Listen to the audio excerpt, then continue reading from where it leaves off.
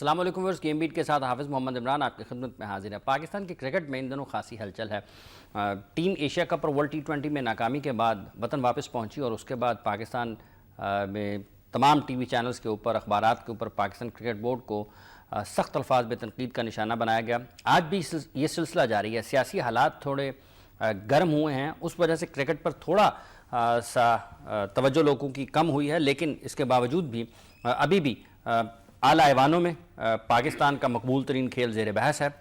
Pakistan cricket board کے set up کے حوالے سے بہت زیادہ سوالات اٹھائے جا رہے ہیں۔ وہاں پر موجود ٹاپ آفیشلز کی کارکردگی کو بھی بڑی باریک بینی سے دیکھا جا رہا ہے۔ تبدیلی ہوتی ہے یا نہیں ہوتی ہے یہ ایک الگ بات ہے، لیکن لوگ اب سوال ضرور کر رہے ہیں کہ کیا اس کے ذمہ دار صرف کوچنگ سٹاف اور سلیکشن کمیٹی تھی جو پاکستان کرکٹ ٹیم کی کارکردگی رہی ہے ایشیا کپ اور ورلڈ T20 میں، اور کیا کھلاڑی اس کے ذمہ دار نہیں ہیں؟ کیا بورڈ کے اعلیٰ عہدیدار اس کے ذمہ دار نہیں ہیں؟ کیا پاکستان کرکٹ بورڈ کے پالیسی ساز اس کے ذمہ دار نہیں ہیں؟ پاکستان کرکٹ بورڈ نے سرفراز احمد کو T20 کا نیا کپتان تو مقرر کیا ہے، لیکن ابھی ستاروں سے آگے جہاں اور بھی ہیں بہت سارے بڑے فیصلے باقی ہیں۔ سلیکشن کمیٹی میں سربراہ کس کو بنایا جائے، اس سلیکشن کمیٹی میں کن افراد کو شامل کیا جائے، پاکستان کا کوچنگ سٹاف کن افراد پر مشتمل ہونا چاہیے، اس کے لیے ہمیشہ کی طرح ایک مرتبہ سے پھر وسیم اکرم اور رمیز راجہ سے مشاورت کی جائے گی، ان کی رہنمائی لی جائے گی۔ پاکستان کرکٹ ٹیم کا مینٹور بھی شاید کسی کو لگا دیا جائے۔ کیا پاکستان کرکٹ ٹیم کا ڈائریکٹر کسی کو لگانا چاہیے؟ مدثر نظر صاحب کی واپسی کی خبریں ہم سن رہے ہیں۔ کیا یہ سب چیزیں کرنے سے پاکستان کی کرکٹ ٹیم کامیابیوں کے سفر پر دوبارہ سے آ جائے گی، اور کیا یہ دیرپا چیزیں ہوں گی یا نہیں ہوں گی؟ پاکستان کرکٹ کے حقیقی مسائل کیا ہیں؟ پاکستان کا کھلاڑی آج جب دنیا کے بین الاقوامی دنیا میں مقابلے کے لیے جاتا ہے تو وہ دوسرے کھلاڑیوں سے کم تر کیوں نظر آتا ہے؟ وہ اتنا کھل کر کیوں نہیں کھیل پاتا؟ آج جس طرح سے وراٹ کوہلی، اسٹیو سمتھ، ہاشم آملہ، کوانٹن ڈیکاک، AB ڈویلیئرز، اینڈرے رسل، ڈیرن سیمی اور اس طرح سے جو دیگر تمام کھلاڑی ہیں، ہم جیسن روئے، روٹ کی بات کرتے ہیں انگلینڈ کے، تو یہ تمام کھلاڑی جو دنیا بھر کی ٹیموں میں اپنی اپنی ٹیموں کی طرف سے بہترین کارکردگی کا مظاہرہ کر رہے ہیں۔ ہمارے کھلاڑی صلاحیتوں کے مقابلے میں لوگ کہتے ہیں کہ ان سے کم نہیں ہے، لیکن پھر کارکردگی کے معیار میں اتنا زیادہ فرق کیوں ہے؟ تسلسل ہے، ہاں، خراب کارکردگی میں اچھی کارکردگی میں کیوں نہیں ہے؟ پاکستان کے فرسٹ کلاس کے نظام کو کیسا ہونا چاہیے؟ اس میں کن اقدامات کی فوری طور پر ضرورت ہے؟ دیرپا اقدامات کی ضرورت ہے؟ کیا پاکستان میں پچز کا معیار بہت اچھا ہے؟ کیا پاکستان میں امپائرنگ کا معیار بہت اچھا ہے؟ اور کیا پاکستان کی کرکٹ کو دوبارہ اوپر لے کر جانے کے لیے، ترقی پر لے کر جانے کے لیے ہمیں کیا چیزیں فوری طور پر کرنا ہوں گی؟ ان تمام موضوعات پر آج ہم بات کریں گے۔ میرے ساتھ اسٹوڈیوز میں تشریف رکھتے ہیں پاکستان کی طرف سے انہوں نے فرسٹ کلاس کرکٹ کھیلی اور ICC کے ایلیٹ پینل میں شامل رہے پاکستان کے نامور امپائر اسد رؤف۔ السلام علیکم اسد صاحب۔ وعلیکم السلام۔ بہت بہت شکریہ آپ کا۔ بہت ٹھیک ہے، اور میری طرف سے بھی ناظرین کو سلام۔ السلام علیکم ناظرین۔ بہت تجربہ ہے آپ کا کرکٹ کے میدان میں، کھیلنے کا بھی کھلانے کا بھی۔ یہ جو موجودہ حالات ہیں اور صورتحال ہے، آپ کے لیے بھی تشویشناک ہے، یا پھر آپ اب چونکہ ہر طرف سے ریٹائرمنٹ لے کے مزے کی زندگی گزار رہے ہیں تو کرکٹ پر کوئی بات کرتے نہیں ہیں، نہ سنتے ہیں نہ دیکھتے ہیں؟ نہیں، کرکٹ میں بات کرنے میں مجھے تو کوئی اعتراض نہیں۔ اگر کوئی مجھے بلائے اور مجھ سے پوچھے کہ آپ نے تقریباً 15 سال انٹرنیشنل کرکٹ کھلائی اور بڑے قریب سے آپ نے کرکٹ کو دیکھا ہے اور ٹیموں کی تیاری کو بھی دیکھا ہے، کیونکہ ہم بھی ٹیموں کے ساتھ پریکٹس کرتے رہے ہیں۔ تقریباً میں نے 12 سال کسی بھی سیریز میں، اور میں نے دیکھا ہے کہ یہ لوگ کیسے تیاری کرتے ہیں، اور مختلف ملکوں میں، بلکہ ہر ملک میں جا کے میں نے اسٹڈی کیا ان کا ڈومیسٹک انفراسٹرکچر، اور کیونکہ میں بھی 15 سال 16 سال پاکستان کی فرسٹ کلاس کھیلی ہے میں نے بھی، اور مجھے پتہ ہے کہ اس وقت کیا سسٹم تھا، کیا انفراسٹرکچر تھا، اور اس وقت پاکستان میں کرکٹ کا انفراسٹرکچر کیا ہے، اور گراس روٹ لیول پہ کیا ہو رہا ہے، بلکہ کچھ بھی نہیں ہو رہا، کیونکہ باقی ملکوں کا سیٹ اپ بھی میں نے دیکھا، وہاں اس پہ انڈر 7، انڈر 9، 11، 13، 15 سے وہیں سے گرومنگ شروع ہو جاتی ہے۔ 7 سال کی عمر سے میں نے دیکھا ہے، میں نے انگلینڈ میں دیکھا انڈر 17 کی بھی ٹیم ہے، وہ بھی میچ کھیل رہے ہیں، اور ان کو پراپر کوچ ان کو گائیڈ کر رہے ہیں، اور ان کو وہیں سے سکھانا شروع کر رہے ہیں۔ یہ ہوتی ہے نرسری۔ اس کے بعد جب آپ پریکٹیکل میں آتے ہیں، جب آپ 15-16 سال کی عمر تک آتے ہیں، تو آپ کی تیاری شروع ہو چکی ہوتی ہے۔ پاکستان میں تو ایسا کوئی سسٹم ہی نہیں، بلکہ اس میں جو تھا وہ بھی ختم ہے. اسکول کرکٹ نہیں ہے، کلب کرکٹ نہیں ہے، کالج کرکٹ جو میں نے کالج کے 5 دن کے فائنل کھیلے ہوئے ہیں، آج کالج کی کرکٹ 20 اوور پہ منحصر ہے. اور وہ بھی میرا خیال ہے کوشش ان کی یہی ہوتی ہے کہ 20 اوور جلدی سے ختم ہو، ہماری ٹیم ہارے اور وائنڈ اپ کر کے تو گھر جائے. تو ایسے سسٹم پھر انٹرنیشنل کا وہ آگے جب سے پاکستان میں کرکٹ انٹرنیشنل بند ہوئی 2009 کے بعد سے اب تک 2009 کے بعد نہیں ہوئی. تو مجھے یاد ہے میں ایک دفعہ آئی سی سی پریزیڈنٹ کے ساتھ میری دلی ایئرپورٹ پہ بات ہو رہی تھی اور تقریباً فلائٹ ڈیلے کی وجہ سے 1 گھنٹہ بات ہوئی. تو تقریباً 4 سال گزر چکے تھے اس بات کو، اور مجھے آج تک یاد ہے کہ انہوں نے کہا کہ ابھی تک پاکستان کرکٹ بورڈ نے پاکستان میں کرکٹ لانے کے حوالے سے ہمیں کوئی کلیئرنس نہیں دی. ہمارے سے ابھی کوئی ایسی بات یہ 2012-13 کی بات ہے. یہ 2012-13 کی بات. تو بات یہ ہے کہ آپ پاکستان میں کرکٹ لانا ہی نہیں چاہتے. آپ نے ابھی تک نہ کوئی تیاری کی ہے. 15 سال ہو گئے، لوگ ترس رہے ہیں، کرکٹر پیدا نہیں ہو رہے، سسٹم خراب ہے. تو آپ کیا تیاری کر رہے ہیں؟ آپ کے تو میرا خیال ہے پاکستان میں کسی اسٹیڈیم کو سیکیورٹی کلیئرنس ہی نہیں مل سکتی. آپ کہتے ہیں انٹرنیشنل کرکٹ، میں نے دیکھا زمبابوے کی سیریز میں نے دیکھی ہے کہ سارا شہر بند کیا ہوا ہے.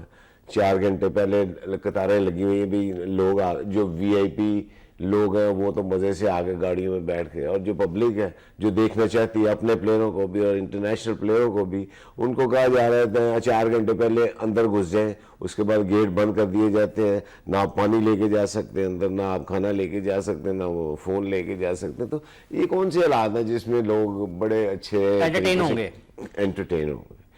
تو میں نے دیکھا ہے دنیا میں ہر ملک نے اپنے اسٹیڈیم لیٹسٹ ریکوائرمنٹ کے حساب سے بنوائے ہیں.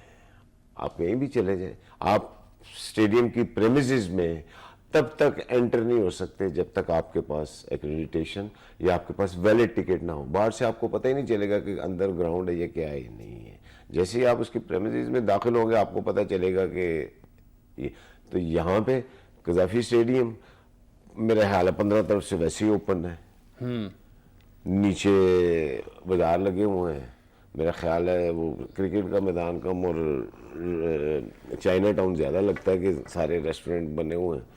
تو یہ ایسی چیزیں سیکیورٹی کلیئرنس. اچھا صاحب یہ بتائیے گا کہ کوچنگ کی جگہ جب ہم بات کرتے ہیں، آپ کو لگتا ہے کہ واقعی موجودہ دور میں بڑا کردار ہے کرکٹ میں کوچنگ کا؟ اور اگر کردار ہے تو کیا پاکستان ٹیم کے لیے غیر ملکی کوچ ہی مسائل کا حل ہے، یا پھر آپ سمجھتے ہیں کہ پاکستان کا اپنا کوئی کھلاڑی، کوئی کوچ بھی ٹیم کے مسائل کو حل کر سکتا ہے، بہتر انداز میں ان کو کھلا سکتا ہے؟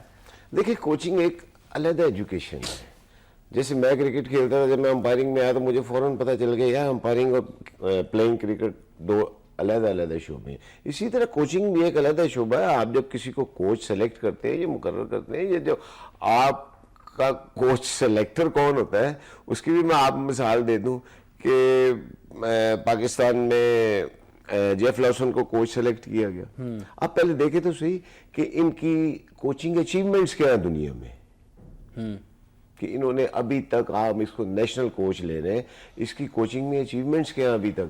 اور جب وہ اس کو سیک ہوا بعد میں پتہ چلا کہ ابھی تک انہوں نے ایک ڈومیسٹک ٹیم کی کوچنگ کی تھی اور وہاں بھی 1 مہینے کے بعد وہ سیک ہو گئے تھے. اب آپ کمپیئر کر رہے ہیں جیف لاسن کو میں ڈیو وٹمور کے ساتھ. اس وقت مجھے یاد ہے ڈیو وٹمور بھی وہ سلیکشن پینل میں تھے. ٹھیک ہے.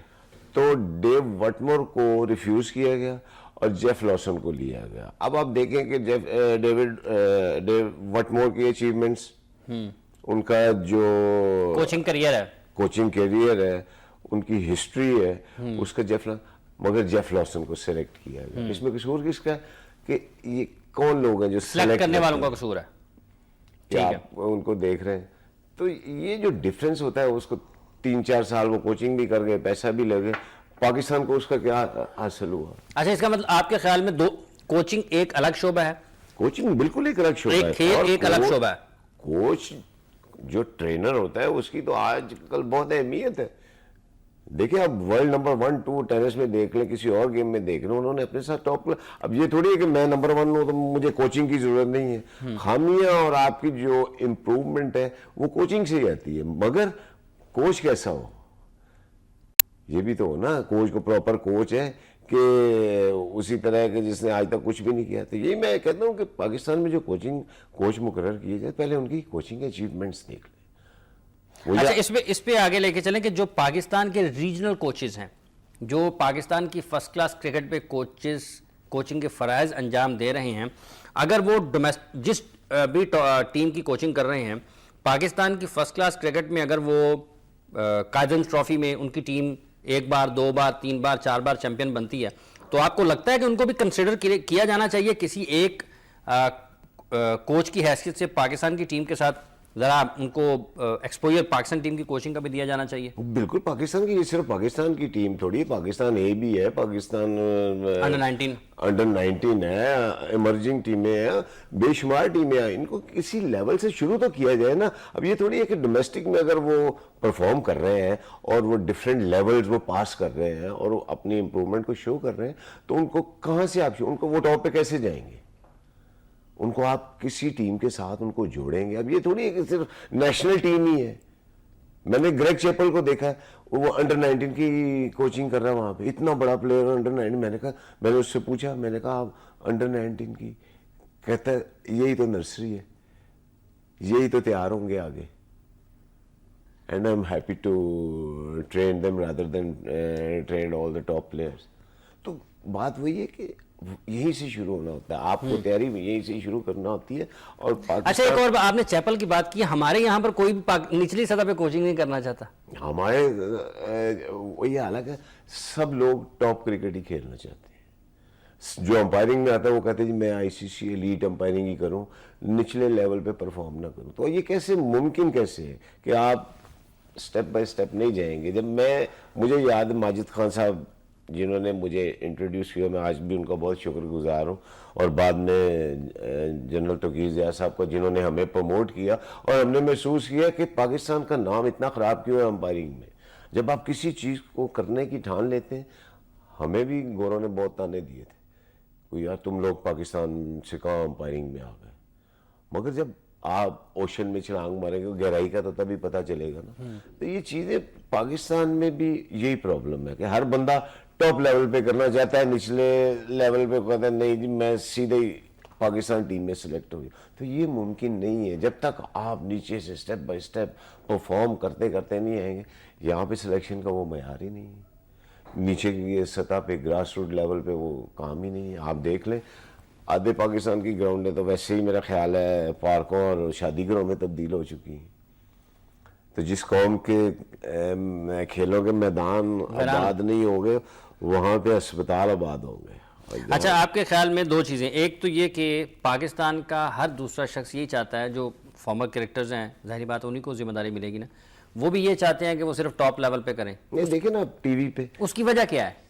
کیا اوپر کام کم کرنا پڑتا ہے یا نیچے کام کم کرنا پڑتا ہے, یا وہ کہتے ہیں زیادہ کام کرنا ہے تو اوپر جانا ہے, یا نیچے کام زیادہ کرنا پڑتا ہے اس لیے نہیں جانا چاہتے؟ میرا تو خیال ہے کہ بس چند لوگ وہ پاکستان کی کرکٹ بورڈ کے پیسے کا مزہ لے رہے ہیں, باقی تو وہی گنے چنے لوگ ہیں. میں دیکھتا ہوں وہی آتے ہیں وہی جاتے ہیں, وہی آتے ہیں وہی جاتے ہیں, تو وہی مزے لے رہے ہیں. باقی نچلے لیول پہ نہ ہم تو کام کرتے ہیں بہت سارے, مزے نہیں لیتے, کام کرتے ہیں بہت زیادہ. ہاں وہ میں نے دیکھا, وہ کام کرتے لوگوں کو دیکھا میں نے بورڈ میں, جو اس کی بھی میں آپ کو ایک مثال دے سکتا ہوں. دے مثال. کہ میری اپوائنٹمنٹ ہوئی پاکستان کرکٹ بورڈ کی طرف سے دبئی میں. اچھا. اور آئی سی سی قوانین کے مطابق میچ آفیشلز کو 3 دن پہلے جانا چاہیے تاکہ ان کو پریپریشن کرنی ہوتی ساری. کیپٹنز کے ساتھ میٹنگ ہوتی ہے, ٹیموں کے ساتھ 1 دن پریکٹس ہوتی ہے, اپنی میٹنگز ہوتی ہیں کہ ہم میچ کو کیسے ہولڈ کرنا ہے. تو 25 کو میچ تھا, مجھے 24 کی رات کی ٹکٹ دی گئی کہ جی آپ نے 24 کی رات کو پہنچنا ہے. تو میں نے کہا وہ 3 دن پہلے جو سارا آئی سی سی کا پلان ہے وہ کہتے جی ہمیں تو پتہ ہی نہیں کیا ہے. آفیشیل جو ہے تو مجھے پتہ چلا جو نان آفیشیل وہ ایک ہفتہ پہلے سے ہوٹلوں میں ڈیرے لگا کے بیٹھے ہوئے ہیں وہاں پہ. تو یہ چیزیں اس سے آپ کو کرکٹ کو فائدہ تھوڑی پہنچا رہے ہیں, اس سے تو آپ اپنے مزے لے رہے ہیں بس پروٹوکول کے, اس میں کرکٹ کا کوئی مزہ نہیں. بس ہماری گفتگو جاری ہے اسد رؤف صاحب سے کوچنگ کے حوالے سے, اور پاکستان اور دنیا کے کھلاڑی جو ہیں ان میں فرق کس چیز کا ہے, انہوں نے کیا محسوس کیا ہے, اس پر بھی بات کریں گے اس وقفے کے بعد.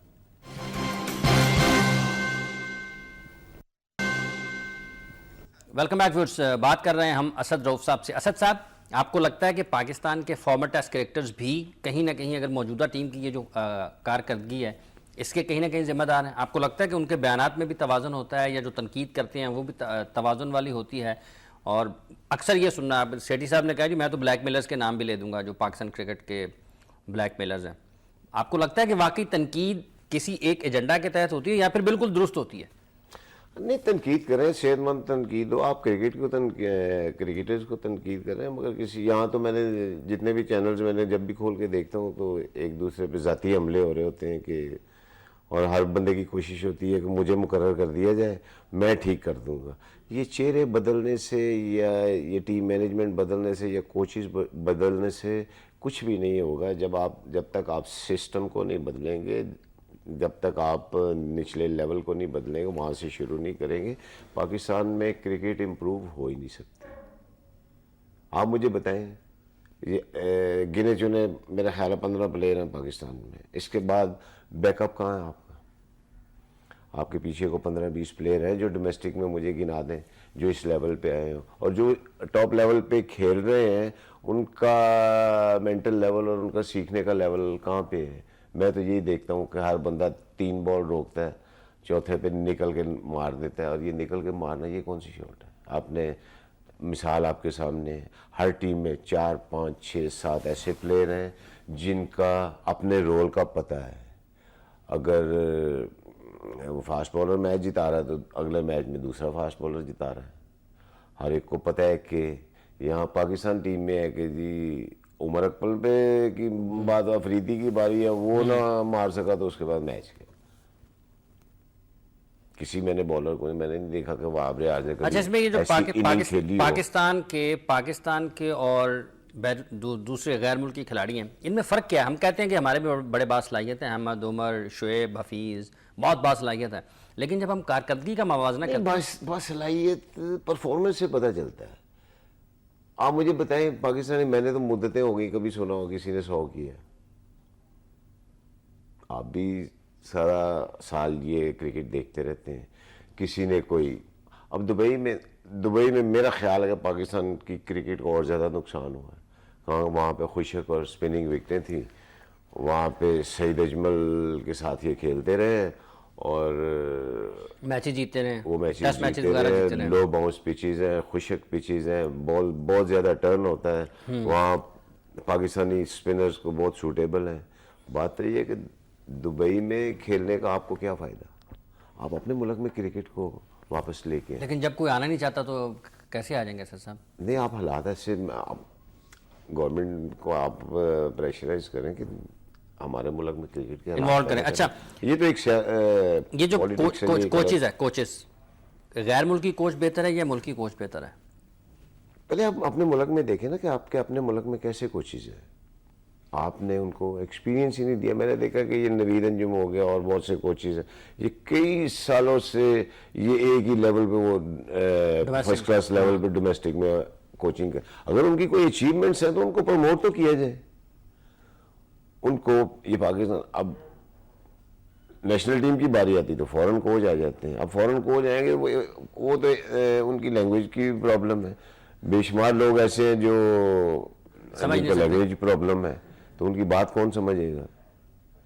یہ ضروری ہے کہ کوچ کے ساتھ بیٹھ کے 10-10, 15-15, 20-20 منٹ, آدھا گھنٹہ آپ گپ شپ لگائیں, اس سے سمجھیں, جانیں, بوجھیں, یہ ضروری ہے؟ کوچ نے آپ کی پوری ٹریننگ کرنی ہے, کوچ نے آپ کو پورا پلان دینا ہے, کوچ نے آپ کو پورا ٹور کا پلان دینا ہوتا ہے, پریکٹس کا, آپ کی جم کا, آپ کو ہر چیز کا پلان دینا ہوتا ہے. تو آپ وہ پلان پڑھیں گے, اس کو سمجھیں گے جو کوچ کہہ رہا ہے, تو تبھی آپ کو پتہ چلے گا نا کہ کیا ہو رہا ہے. یہ تو یہ تو بڑی لمبی ڈسکشن بھی کرتے ہیں کوچز اپنی ٹیموں کے ساتھ. میں نے دیکھا ان کے سیکریٹریسٹ ڈسکشن کرتے ہیں کہ اب دیکھیں احمد شہزاد نے ایک شاٹ کھیلا ہے, مڈ وکٹ پہ کیچ ہوا, اب اگر اس کو کوچز نے بتایا ہوگا کہ سنا ہوگا تو وہ اگلے میچ میں وہ احتیاط کرتا, same shot, same place, same result. تو اس کا مطلب ہے کہ آپ کو نہ کوئی سمجھا رہا ہے نہ کوئی آپ سمجھ رہے ہیں, آپ کو اپنا امپروومنٹ کا کوئی فکر نہیں ہے, آپ کو اپنے ملک کا فکر نہیں. اچھا یہ فرق کیا ہے ہمارے کھلاڑیوں میں اور بیرون دنیا کے کھلاڑیوں میں, فرق کیا ہے؟ فرق یہ ہے کہ مطلب آپ کو لگتا ہے کہ ہمارے کھلاڑی دماغ کا استعمال کم کرتے ہیں یا نہیں کرتے؟ بھئی آپ مثال آپ کے سامنے ہے, اگر دماغ کا استعمال کرتے ہو تو بار بار یہ وہی شاٹیں ریپیٹ ہو رہی ہیں, وہی چیزیں, سیم ریزلٹ اور سیم چیزیں ہو رہی ہیں, تو اس کا مطلب ہے کہ سمجھنے کی, اور جو انگلش میں کہا جاتا ہے کہ پروفیشنلزم نہیں ہے میچ کو جتانے کی. اب دیکھیں 9 کی ایوریج چاہیے, 10 کی ایوریج سے سکور ہو گیا, 1 وکٹ ڈاؤن ہے, آپ نے وہ ایوریج لے گئے 15 کی, ٹھیک ہے, اس کے بعد وہ میچ بھی ہار گیا آپ, تو اس کا فائدہ کیا ہوا؟ آپ نے ارسپانسبل شو, بلکہ آپ تھرو کرتے ہیں اپنی وکٹ کو, آپ کو بالر آؤٹ نہیں کرتا, آپ نے اپنی وکٹ تھرو کی, پچھلے پہ پریشر آیا, وہ پریشر میں 2-4 اوور گزرتے ہیں, اتنا ٹائم نہیں ہوتا ہے 2020 میں, وہ جب ایوریج جاتی ہے تو نچلے والے آپ کے پلیئر ایسے ہے ہی نہیں کو جو 14-15 کی ایوریج کو کور کر لیں. آپ کے پاس پوری ٹیم میں ایسا کوئی بندہ ہی نہیں ہے. میں نے دوسری ٹیموں میں دیکھے 6 بندے ہیں ایسے. ہماری ٹیم میں میچ ونر نہیں ہے, پرفارمر مجھے نہیں ہے. بتائیں کہ میچ ونر آپ نے دیکھا ہے جو کنسسٹنٹ پرفارمنس ہے پاکستان کو میچ جتاتا رہے؟ سمتھ کی آپ کو میں مثال دے سکتا ہوں, ہر دوسری تیسری اننگ میں 100 ہے, ولیمسن ہے, گپٹل ہے. یہ اب میں ویسٹ انڈیز کی ٹیم میں 3-4 آپ نے ایسے نئے پلیئر دیکھ لیے کہ کوئی بھی میچ وننگ ہو سکتا ہے, وہ مینٹلی پریپیئر ہوتے ہیں کہ اب رسل نے پچھلا میچ جتایا تو اب یہ ضروری نہیں کہ رسل اگلا بھی جتائے, ان کا ایک اور بندہ تیار ہے. اور میرا خیال تھا کہ شاید سیموئل کا بال بیٹ ہو گیا اور اس کو پرابلم ہوگا, مگر اس نے اس سے بھی بہتر پارٹ پلے کیا اس میچ میں, بریتھویٹ نے. تو یہ چیزیں ایسی ہیں کہ پاکستان میں ایسا مجھے کوئی نظر عرصہ دراز سے نظر نہیں. اچھا اسد صاحب, یہ کئی برس سے کھیل رہے ہیں, محمد حفیظ, احمد شہزاد, عمر اکمل, شعیب ملک, شرجیل خان, سرفراز, یہ جتنے بھی پاکستان کے پلیئرز ہیں, اسی طرح سے جو بولرز ہیں وہ بھی ہیں, آپ کو ان میں کوئی غیر معمولی صلاحیتوں کا حامل کھلاڑی نظر بھی آتا ہے یا نہیں آتا؟ نہیں, وہ کھیل نہیں رہے, ان کو کھلایا جا رہا ہے. اب اگر سلیکشن کا یا آپ کے اگلی میچ کا معیار 10-15 رنز ہی ہیں تو 10-15 رنز کر کے وہ کھیلے جا رہے ہیں. آپ اس کو چینج کس نے کرنا ہے؟ اچھا, آپ کے خیال میں پاکستان کی ٹیم میں سلیکشن کا معیار 10-15 رنز رہ گیا تو اور کیا 10-15 20 یا 25 ہے؟ آپ مجھے بتائیں, 100 دیکھا آپ نے؟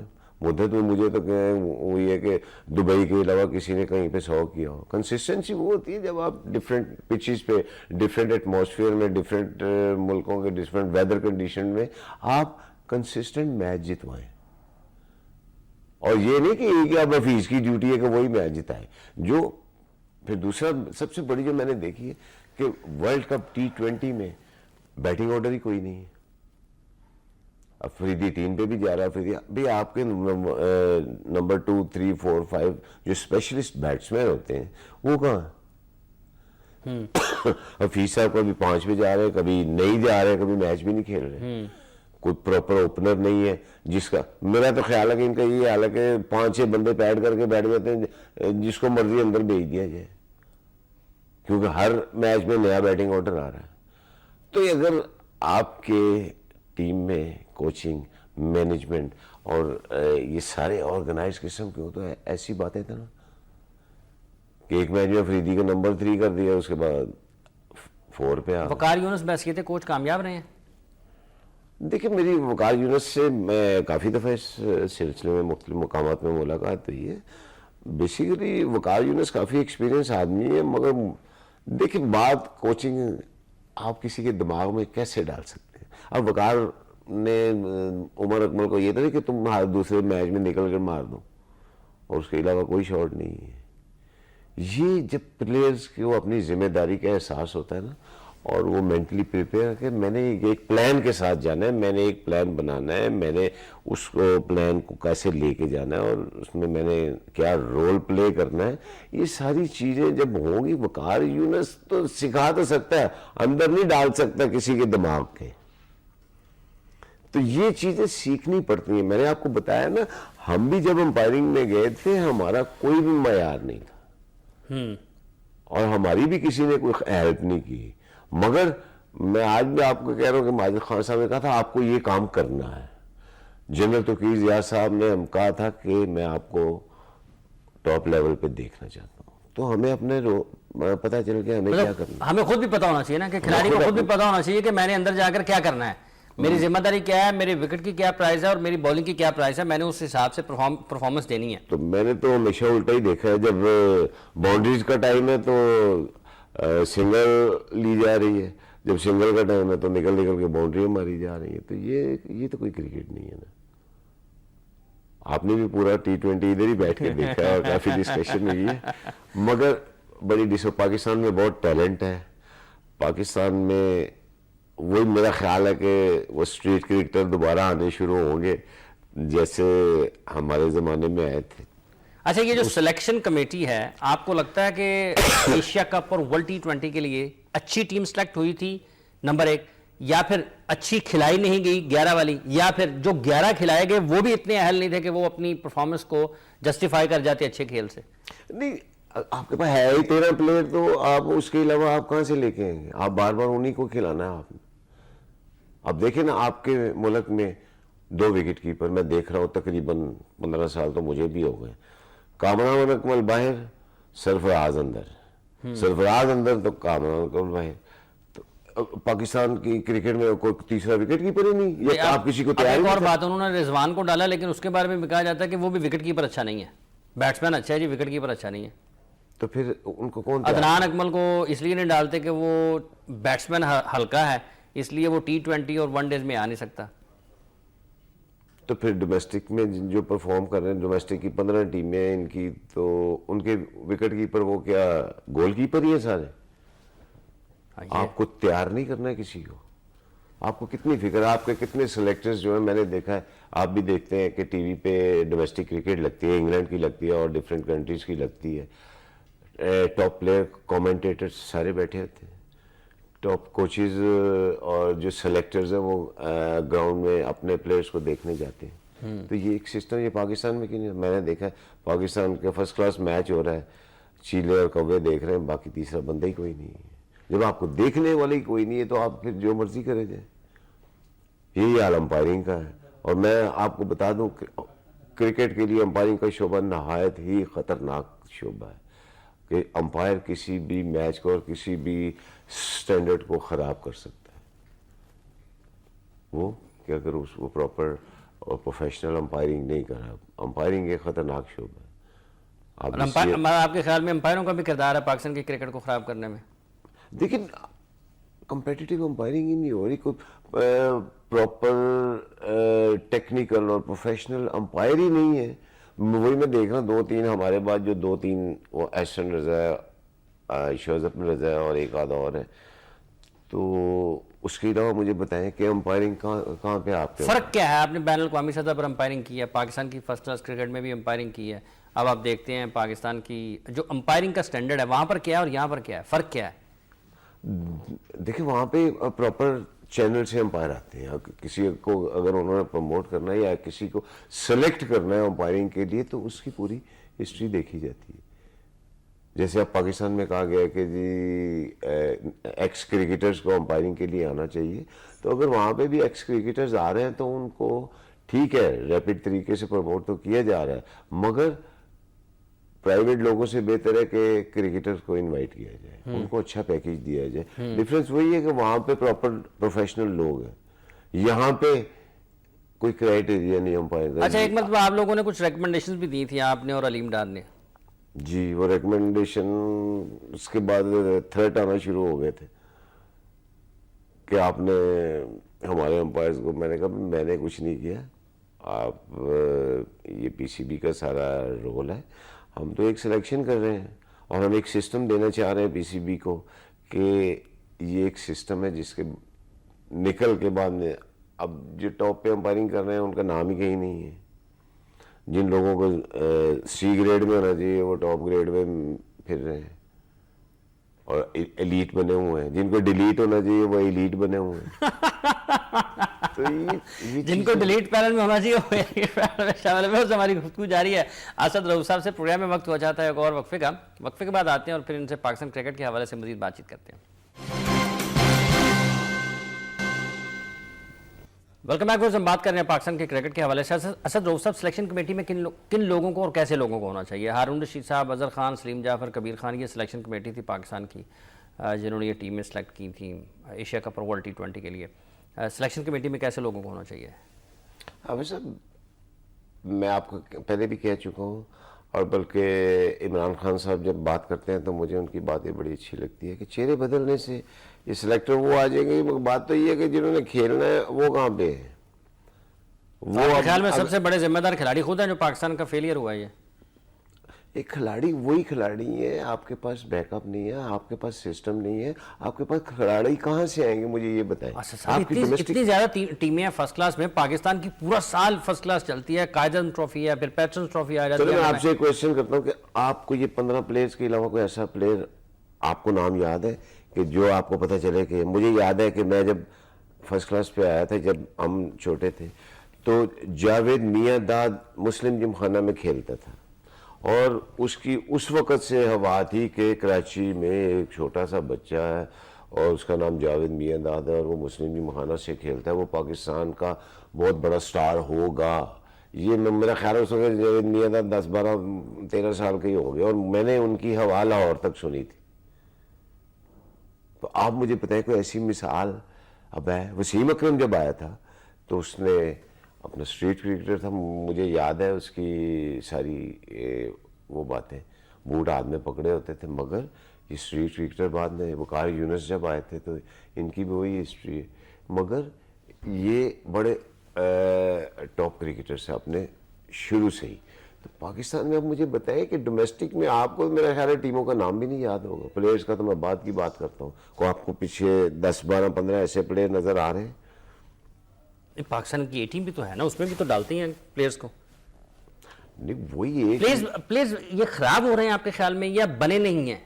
نہیں, کرکٹ نہیں ہے حافظ صاحب. پاکستان میں ڈومیسٹک انفراسٹرکچر نہیں ہے, کرکٹ کا سیٹ اپ نہیں ہے, کمپیٹیٹیو کرکٹ نہیں ہے, کرکٹ کی کسی کو فکر نہیں ہے.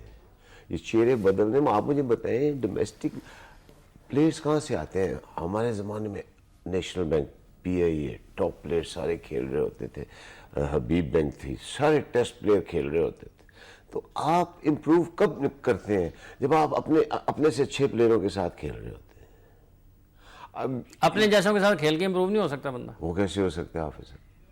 نہیں ہو سکتا. مجھے آپ بتائیں, میرے ساتھ میرا رول ماڈل اگر میری ٹیم میں عمران خان ہے یا ماجد خان ہے یا ظہیر عباس ہے, تو میں ان کو سیکھوں گا, یا میں یہ جو نکل کے مار دیتے میں یہ میرے رول ماڈل ہوں گے جن کو کوئی فکر نہیں. 10 12 15 یہ میچ کا جو مرضی ہو, تو کروڑوں عوام دیکھ رہی ہے, کوئی دعائیں کر رہے ہیں لوگ, ان کا فکر نہیں ہے.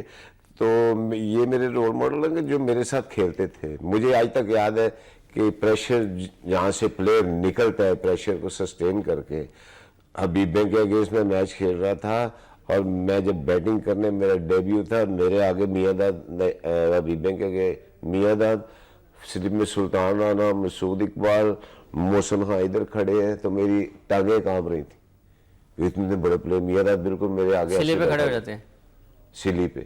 تو یہ باتیں جب آپ پھر انہی میں ہم نے پھر سیکھا کہ یار اگر ان میں کھیلنا ہے یا تو اس کو ہم اچھا آپ کے خیال میں پاکستان میں بھی تو فرق پڑے گا نا. آپ کو پاکستان کرکٹ بورڈ بھی کوئی کسی بھی طرح سے اگر آپ کی خدمات سے استفادہ کرنا چاہتا ہے تو وہ نہیں کر پائے گا. وہ کیوں؟ مطلب وہ کہیں گے جی آپ کو بین کیا ہوا ہے کرپشن کے اوپر BCCI نے. بھائی کرپشن کوئی نہیں ہے. مجھے کرپشن صاحب کرپشن کیا ہے یہ بھی تو ایک الزام لگتا ہے. الزام ہے کہ میں نے کو کسی سے پیسہ لے لیا ہے. میرے پہ کرپشن کا کوئی الزام نہیں ہے. میرے پہ سب سے پہلے جھوٹا الزام, ابھی میں چلے آپ نے اگر بات چھیڑ ہی دی ہے, میرے پہ 4 الزامات تھے. نمبر 1 کہ آپ انڈیا سے بھاگے IPL کو کمپلیٹ کیے بغیر. ٹھیک ہے. تو میں نے ان کو اپنا پورا شیڈول بما ایمریٹس کی پرواز کے, جو میرا ڈپارچر تھا وہاں سے, تو کمشنر کو یہ نہیں پتا کہ میں اپنے میچز کمپلیٹ کر کے اپنے اسکیجول سے 1 دن لیٹ آیا تھا وہاں سے.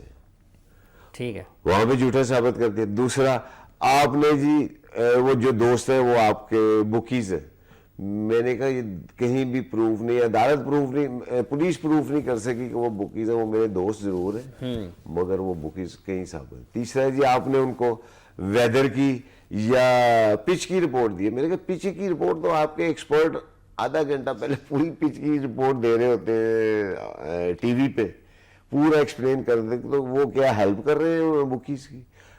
تیسری بات کہ ویدر, میں نے کہا ویدر کی رپورٹ تو میں ابھی 1 سال کی آپ کو انٹرنیٹ پہ دنیا کے کسی بھی خطے کی نکال کے دے سکتا ہوں, میں کہ کسی کو ویدر کی رپورٹ دوں گا. تو بات یہ کہ میری پرائیویٹ کنورسیشن کو انہوں نے کرپشن میں بدلنے کی کوشش کی تھی, جو کسی عدالت میں ثابت نہیں, اور عدالت نے پولیس کو ان الزامات کی وجہ سے, جج جن کا نام سلیمی صاحب ہے, مجھے میرے پاس ان کے ریمارکس بھی وہاں ایویڈنس کے موجود ہیں.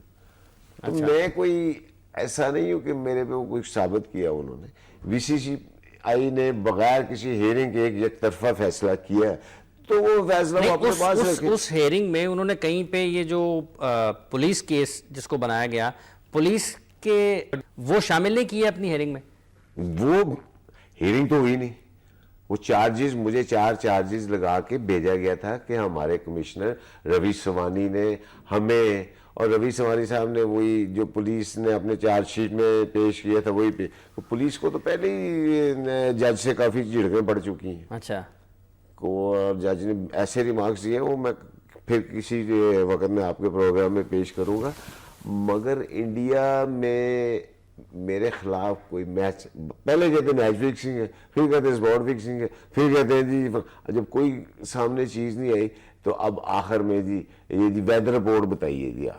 تو ویدر رپورٹ میں ابھی آپ کو نکال دیتا ہوں انٹرنیٹ سے, کہاں کی چاہیے آپ کو. پچ رپورٹ آپ کے اپنے ایکسپرٹ ٹی وی پہ ایکسپلین کر, شاد باغ گول باغ کی چاہیے جی, وہاں پہ والی بال کے میچز ہو گئے. انڈیا میں وہ آپ کو پتا ہے کہ تعصب کا شکار ہوتے ہیں. بغیر میں نے ان کو آفر کی تھی کہ آؤٹ سائڈ انڈیا آ جائیں, میں ہر چیز کے ایویڈنس دوں گا آپ کو. انڈیا دبئی میں آ جاؤ, انگلینڈ میں آ جاؤ, میں آنے کو تیار ہوں.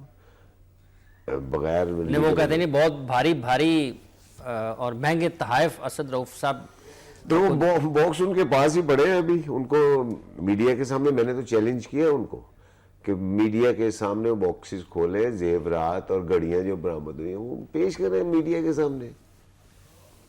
اگر ایک بھی نکل آئی تو, بلکہ میرے بڑے قیمتی نوادرات اس میں شامل ہیں, وہ کبھی کھولے تو میں آپ کو وہ دکھاؤں گا. اچھا, وہ گھڑیاں بڑیاں نہیں ہیں, بھاری تحائف نہیں ہیں, وہ بھاری وہ پتھر ہے, اپنا غوث پاک کے روزے کے پتھر ہے, اس میں وہ کافی بھاری ہیں. میں آپ کو صحیح کہہ رہا ہوں. اچھا, تو آپ کا لیگل ایڈوائزر کیا کہتا ہے؟ کچھ بھی نہیں کہتا, اس کی کوئی حیثیت ہی نہیں ہے. بی سی سی کون ہے انڈیا میں؟ میرے پہ 5 سال کی پابندی, تو 5 سال کب سے شروع ہوگی؟ 4 سال تو ویسے ہی ہو گئے اس کیس کو. 5 سال کب سے شروع ہو گئے؟ ابھی تک عدالت میں تو کوئی پروف نہیں کر سکی پولیس. تو اچھا, اس کا آپ کے مستقبل پہ کوئی اثر پڑ سکتا ہے؟ مطلب آئی سی سی اگر آپ کو کسی بھی طرح سے امپائرنگ کے شعبے میں آپ کی خدمات لینا چاہتی ہے, اس کا اثر پڑ سکتا ہے؟ دیکھیں, کیریئر خراب تو ہوتا ہے آپ کے اگینسٹ کوئی بھی ڈیسیژن ہو, مگر اس میں سچ بھی تو ہونا چاہیے نا. اگر آپ ڈیسیژن کسی بھی عدالت میں بغیر ہیئرنگ کے تو کوئی ڈیسیژن نہیں ہوتا ہے. جب آپ پہ الزامات لگتے ہیں آپ کو وہ ثابت تو کرنے پڑتے ہیں. یہ بغیر ثابت کی جو مرضی ڈیسیژن لے لیں, اس کی کوئی, آپ کو چیلنج نہیں کرنا چاہیے اس فیصلے کو عدالت میں؟ دیکھیں, فیصلے کو انڈیا میں جا کے چیلنج کیا جا سکتا ہے. بات تو یہ ہے کہ یہ بی سی سی آئی نے فیصلہ کیا. تو اس میں پاکستان کرکٹ بورڈ کو نہیں چاہیے کہ کچھ کورٹ میں کیس چل رہا ہو تو کسی کو ہمت نہیں ہوتی کہ کورٹ کے فیصلے سے پہلے ہی کو فیصلہ دے. اب میرے پاس 4 ججز کی انڈیا میں جو مقرر کیے گئے تھے, ان کی ایک ایسی رپورٹ بھی ہے جس میں انہوں نے مجھے پوچھا تھا کہ آپ اسد رؤف کو پولیس نے اس وقت کیوں نہیں پکڑا جب وہ ملک سے جا رہے تھے. وہ کہتے ہیں جی فلیڈ دا کنٹری میچورلی, تو اس نے تو اپنے پورے میچز کمپلیٹ کیے ہیں, اور وہ 2 دن کے بعد وہاں سے گیا ہے. اس کو پولیس کو ہوش نہیں تھی. بعد میں کہہ رہے کہ جی وہ ملک چھوڑ کے چلے گئے. تو ملک تو مجھے چھوڑنے تو مجھے 3 دن کے بعد چیمپئنز ٹرافی کے لیے انگلینڈ جانا تھا. تو یہ چیزیں چلیں اس کو دیکھتے نہیں آئندہ کیا ہوتا ہے. بہت بہت شکریہ آپ کا اسد رؤف صاحب, آپ تشریف لائے. میں آپ کو بتا دوں کہ پی سی بی نے کبھی کوئی خدمات کے لیے بولا تو یہ فیصلے جو میرے اگینسٹ بی سی سی کے ان کی کوئی حیثیت نہیں ہے out side India. Out side India کوئی نہیں ہے. تو بورڈ کو نہیں چاہیے کہ بی سی سی آئی سے بات کرے, اس کو کلیئر کرے معاملے کو, پی سی بی کو؟ بورڈ کا تعلق ہی کوئی نہیں بی سی سی آئی سے اس معاملے میں. اس معاملے میں یہ میرا پرسنل معاملہ ہے اور اس میں پی سی بی کا کوئی عمل دخل ہی نہیں ہے. ٹھیک ہے, اور کوئی ضرورت بھی نہیں ہے. ضرورت بھی نہیں. ٹھیک ہے, بہت بہت شکریہ آپ کا اسد رؤف صاحب, آپ تشریف لائے, اپنے خیالات کا اظہار کیا. صاحب آپ جب بھی بلاتے ہیں ہم تو حاضر ہوتے ہیں اور کرکٹ کی امپرومنٹ کے لیے. بہت بہت شکریہ آپ کا. بس آپ نے گفتگو سنی اسد رؤف صاحب کی. پاکستان میں کرکٹ کے نظام کو بہتر کرنے کی ضرورت ہے. چہرے بدلنے سے کچھ نہیں ہوگا. آپ کو نظام بہتر کرنا ہے, کرکٹ بہتر کرنی ہے, اپنے ڈھانچے کو بہتر بنانا ہے, مضبوط بنانا ہے اور پروفیشنلزم لانا ہے. تمام چیزیں اپنی جگہ پر ہیں, لیکن سب سے بڑی بات یہ ہے کہ پاکستان کے کرکٹرز کیا پرفارم کر رہے ہیں بین الاقوامی سطح پر. وہاں پہ نہ تو کوچ بہت زیادہ کام کر سکتا ہے, کوچ کا اپنا ایک کردار ہے, لیکن باؤنڈری کے اندر وہ جو 70 گز کی 80 گز کی جتنی بھی باؤنڈری ہے اس کے اندر کھلاڑی نے خود پرفارم کرنا ہوتا ہے. اگر وہ سنگلز والے وقت کے اوپر چھکے مارنے کی کوشش کرے اور چھکے مارنے کے وقت پہ سنگلز لیتا رہے تو اس میں کوئی کچھ نہیں کر سکتا. یہ احتساب سب نے اپنا خود کرنا ہے. دنیا آگے جا رہی ہے, ترقی کی طرف جا رہی ہے, اور ہم تنزلی کی طرف کیوں جا رہے ہیں یہ سوچنا ہر شخص کا کام ہے. اس پر سوچ بچار اور اس پر تحقیق کرنا اور پھر اس کے بعد بہتری کے لیے کام کرنا ہر شخص کی ذمہ داری ہے. اسی دعا کے ساتھ کہ آنے والے دنوں میں پاکستان کے کرکٹ پھلے گی, پھولے گی, ترقی کرے گی, فروغ پائے گی اور پاکستان کے پاس بہتر جو کامیابیاں ہیں, بہتر کھلاڑی ہیں وہ نظر آئیں گے, اور پاکستان میں ہر جگہ ایک مرتبہ پھر کرکٹ اپنے عروج پر نظر آئے گی. پروگرام کا وقت ختم ہو چاہتا ہے. حافظ محمد عمران گیم بیٹ کی پوری ٹیم کے ساتھ آپ سے اجازت چاہتا ہے. اپنا اور اپنے ارد گرد کے لوگوں کا بہت سا خیال رکھیے گا. اللہ نے کے بعد.